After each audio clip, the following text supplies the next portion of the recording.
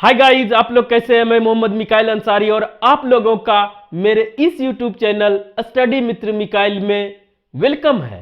दोस्तों, अभी हम लोग ग्रामर में पढ़ रहे हैं नॉन फाइनाइट वर्ब। ठीक है दोस्तों, तो आइए इसे शुरू करते हैं और आपका कम टाइम लगे इसके लिए पहले से कुछ कुछ लिख के रखते हैं दोस्तों, ताकि आप वीडियो छोटा हो सके। अब आइए समझने की कोशिश करते हैं और सीखने की कोशिश करते हैं, और साथ ही साथ दोस्तों इसे अपना इंग्लिश इंप्रूवमेंट करने के लिए आपको ज़्यादा से ज़्यादा प्रैक्टिस करने की ज़रूरत है। ठीक है, आइए शुरू करते हैं। जैसे कि हम लोग नॉन फाइनाइट वर्ब शुरू किए, क्या होता है उसका फाइनाइट वर्ब से क्या दोनों में फर्क है वो देखें। कितने टाइप्स होते हैं, जिसमें दोस्तों हम लोगों ने जेरंड कंप्लीट कर चुके हैं। उसके बाद इंफिनिटिव भी, आज ये लास्ट वीडियो होगा इंफिनिटिव से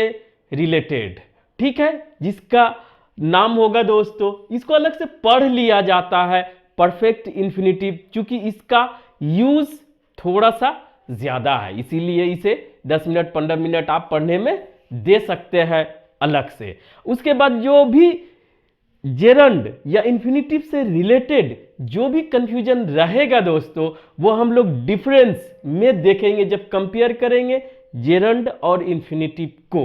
तो दोस्तों आज इसे लास्ट वीडियो मान के देखें इंफिनिटिव का, लेकिन ये लास्ट है लेकिन कंप्लीट नहीं है। इसे हम लोग अभी जेरंड और इंफिनिटिव में कंपेयर करके भी देखेंगे, तब दोनों कंप्लीट होगा। उसके बाद दोस्तों पार्टिसिपल पढ़ेंगे। तो आइए, नॉन फाइनाइट वर्ब क्या होता है दोस्तों, ये आपको इतना दिन में आ जाना चाहिए। ठीक है, दूसरा इसको एक नाम दिया जाता है, जैसे निक नेम किसी का होता है उसी तरह वर्ब एडवांस। ये आपको कहीं नहीं मिल सकता, ये आपको हर जगह मिलेगा। ठीक है, और आज हम लोग पढ़ेंगे परफेक्ट इंफिनिटिव। वैसे तो इसे हम लोग देख चुके हैं कि कितने टाइप्स के होते हैं।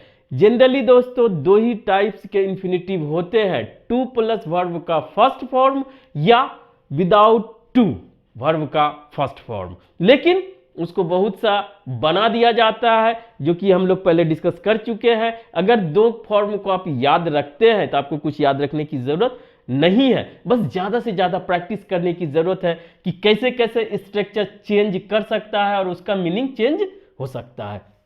तो आइए दोस्तों, अगर इसके स्ट्रक्चर की बात करते हैं कि परफेक्ट इंफिनिटिव क्या होता है, तो उसमें दोस्तों सबसे पहले तो हमारा सब्जेक्ट रहेगा, उसके बाद कोई ना कोई वर्ब रहेगा, चाहे वो एक्शन वर्ब हो, चाहे पोजेशन हो, चाहे कुछ भी हो। ठीक है, उसके बाद अगर ये ट्रांजिटिव वर्ब है तो ऑब्जेक्ट रहेगा, या अदर वर्ड्स एडजेक्टिव एडवर्ब कुछ भी आ सकता है। ठीक है दोस्तों, अब आइए, इतना तो हमारा टेंस के अकॉर्डिंग है, जो कि ये जनरली क्या, ये फाइनाइट वर्ब ही होगा। ठीक, जो कि टेंस और सब्जेक्ट के अकॉर्डिंग अपना फॉर्म चेंज कर सकता है।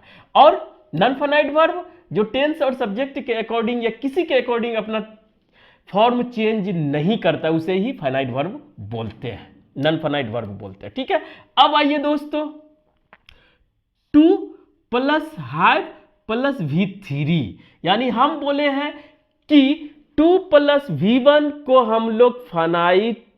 हम लोग इंफिनिटिव बोलते हैं, और विदाउट टू भी वर्ब का फर्स्ट फॉर्म को इंफिनिटिव, जिसे बेयर इंफिनिटिव या इंफिनिटिव विदाउट टू बोला जाता है। यही दो कंसेप्ट है। तो यहां पर हैव आप जानते हैं कि वर्ब ही है, तो ये कौन सा है, वर्ब का फर्स्ट फॉर्म। इतना मिलके इंफिनिटिव हुआ। अब दोस्तों एक चीज और हम बार बार बोलते हैं कि हैव अगर हेल्पिंग वर्ब या किसी के फॉर्म में आता है तो परफेक्ट एक्शन को दिखाता है, यानी कि कंप्लीट एक्शन को दिखाता है कि वो काम हो चुका है। लेकिन ये जो एक्शन है, हमेशा जो काम है वो हमेशा थर्ड फॉर्म में रहेगा, ये पहले भी बताएं। और ये तीनों का कॉम्बिनेशन मिलके हमारा परफेक्ट इंफिनिटिव बनता है। और ये दिखाता क्या है, ये हमारा दिखाता है दोस्तों कंप्लीटेड एक्शन। तो इसका फंक्शन क्या हुआ, जब आप किसी कंप्लीटेड एक्शन को दिखाना है तो यही हमारा दिखाएगा कंप्लीटेड एक्शन। कंप्लीटेड एक्शन को कौन, ये जो एक्शन होगा ये पूरा हो चुका था, यानी हो चुका है। उसके बाद जो सपोर्टिंग हमारा सब्जेक्ट और वर्ब रहेगा, ठीक है, इसका भी रहना मस्ट है, इसके बिना पॉसिबल ही नहीं है।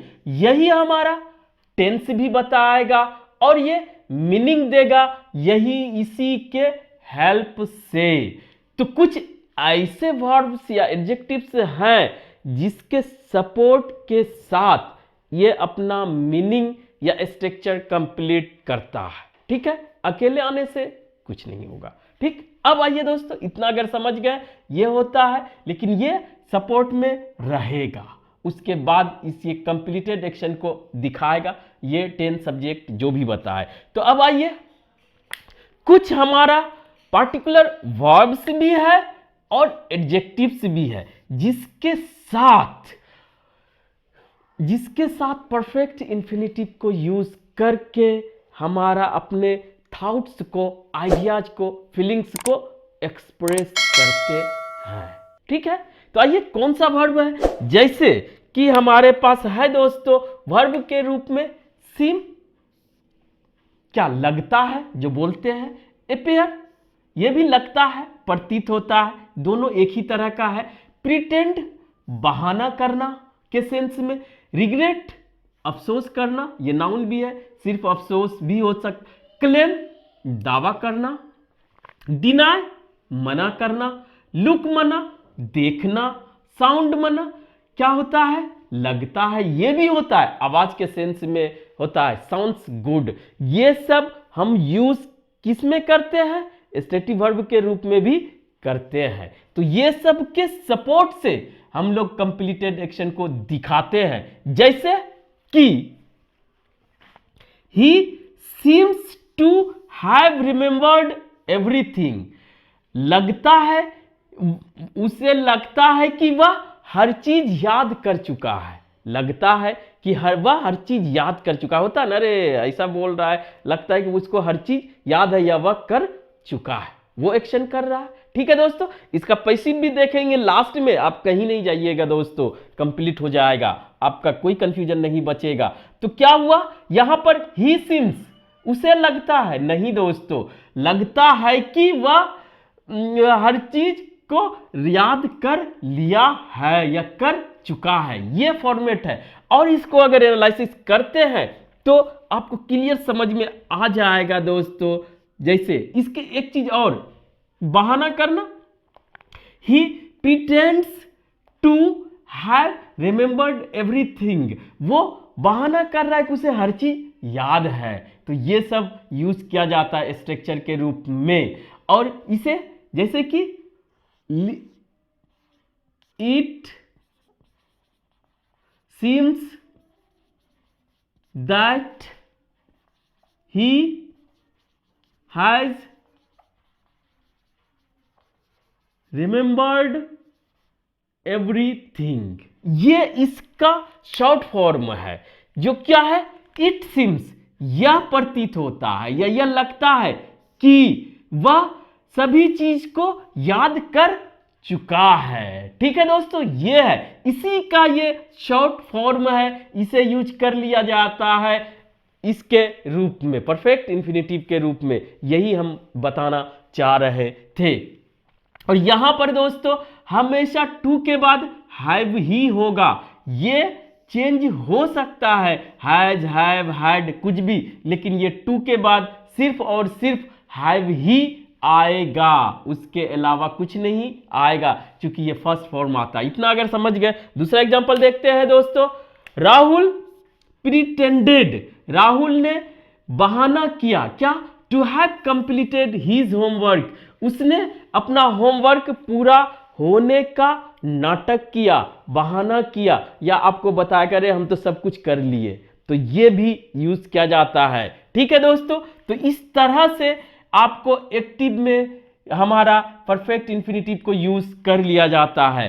अब वर्ब के साथ साथ एडजेक्टिव भी है, यहां पर भी वर्ब आएगा। पहले हैप्पी के साथ, ग्लैड या प्लीज्ड खुशी के लिए, तीनों चीज यूज होता है। लकी भाग्यशाली, प्राउड गर्व है, हमें गर्व है जो बोलते हैं। सैड उदास, वरी चिंता, शॉक्ड जो लग जाता आदमी को अचानक, या सरप्राइज्ड ये भी अचानक के लिए यूज किया जाता है, आश्चर्य के लिए।